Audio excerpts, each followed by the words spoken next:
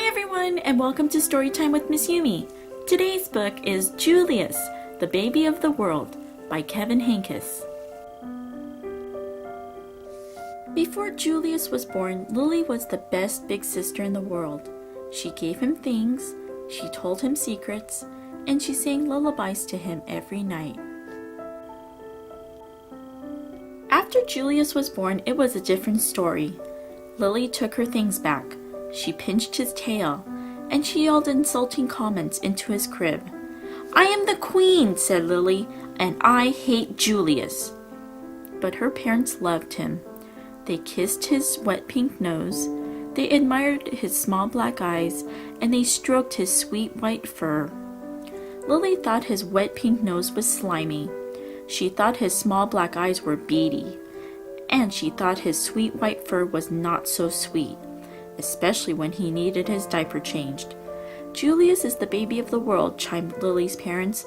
"Disgusting," said Lily. Lily had to share her room with Julius.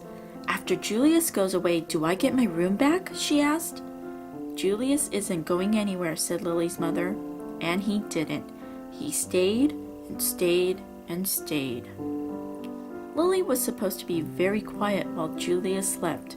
"After Julius goes away, can I talk like a normal person again?" she shouted. "Julius isn't going anywhere," said Lily's father, and he didn't. He stayed and stayed and stayed. "We want Julius to grow up to be as extraordinary as you," said Lily's mother, "so we must tell him constantly how beautiful he is and how much we love him." When no one was looking, Lily had her own idea. "We want Julius to grow up to be as clever as you," said Lily's father, "so we must sing him his numbers and letters whenever possible." When no one was looking, Lily had her own idea. Lily's parents were more than a bit doubtful about leaving the two of them alone together. Lily tried to frighten Julius with her nifty disguises. She learned magic and tried to make him disappear. When that didn't work, she simply pretended that he didn't exist. Lily spent more time than usual in the uncooperative chair. Lily's parents showered her with hugs and kisses and treats of all shapes and sizes. They even let her stay up 15 minutes later every night. It didn't matter. Nothing worked. "I am the queen," said Lily, "and I hate Julius." But her parents loved him.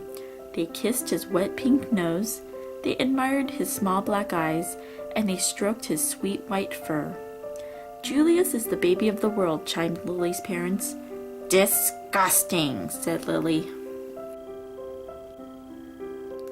Lily's parents were amused when Julius blew a bubble. "Can you believe it?" they exclaimed. But if Lily did the exact same thing, they said, "Lily, let's mind our manners, please." Lily's parents were dazzled when Julius babbled and gurgled. "Such vocabulary!" they exclaimed. But if Lily did the exact same thing, they said, "Lily, let's act our age, please." Lily's parents were amazed when Julius screamed. "What lung capacity!" they exclaimed. But if Lily did the exact same thing, they said, "Lily, let's restrain ourselves, please." One morning while Lily was busy playing opera, her mother said, "Why don't you put some of that verbal exuberance to good use? Why don't you tell Julius a nice story?" "He's too little to understand a story," said Lily. "He can understand it in his own way," said Lily's mother. "Okay," said Lily, smiling. "Julius, the germ of the world, by me," said Lily. "Once upon a time," said Lily, "there was a baby. His name was Julius. Julius was really a germ. Julius was like dust under your bed. If he was a number, he would be 0. If he was a food, he would be a raisin. 0 is nothing. A raisin tastes like dirt. The end," said Lily. The story earned her 10 minutes in the uncooperative chair. Lily warned her friends Chester and Wilson and Victor about babies. "Trust me, they're dreadful," she said. She warned strangers about babies too. "You will live to regret that bump under your dress," she said. Lily ran away 7 times in one morning. "I'm really leaving this time," she called. Who knows where they'll find me? The same afternoon, Lily had a tea party, and everyone came. Everyone but Julius. His invitation must be lost in the mail, she explained. Lily had glorious dreams about Julius, and ghastly nightmares too. Lily's parents showered her with compliments and praise and niceties of all shapes and sizes. They even let her drink her juice out of the antique china cup. It didn't matter. Nothing worked. I am the queen, said Lily, and I hate Julius. But her parents loved him. They kissed his wet pink nose. They admired his small black eyes, and they stroked his sweet white fur. Julius is the baby of the world, chimed Lily's parents. Disgusting, said Lily. When Lily's mother felt up to it, she planned a festive celebration in honor of Julius. All the relatives came. There was quite a spread. What's the big deal, said Lily. Haven't they all seen a silly lump before? Apparently not. All afternoon the relatives hovered over Julius. They kissed his wet pink nose. They admired his small black eyes, and they stroked his sweet white fur. Disgusting, said Cousin Garland. What? Said Lily. Julius, said Cousin Garland. I think his wet pink nose is slimy. I think his small black eyes are beady. And I think his sweet white fur is not so sweet. He needs his diaper changed. Lily's nose twitched, her eyes narrowed, her fur stood on end, and her tail quivered. You're talking about my brother, said Lily, and for your information, his nose is shiny, his eyes are sparkly, and his fur smells like perfume. Cousin Garland was speechless. He can blow bubbles, continued Lily.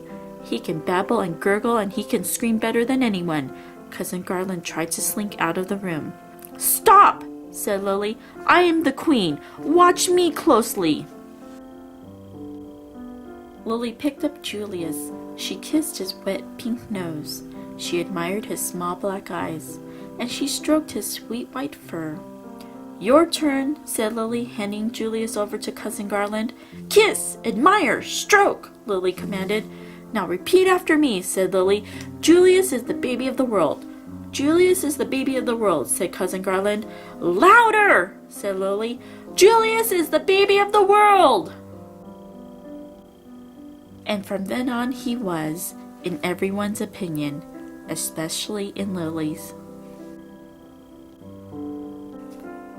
And that was Julius, the baby of the world.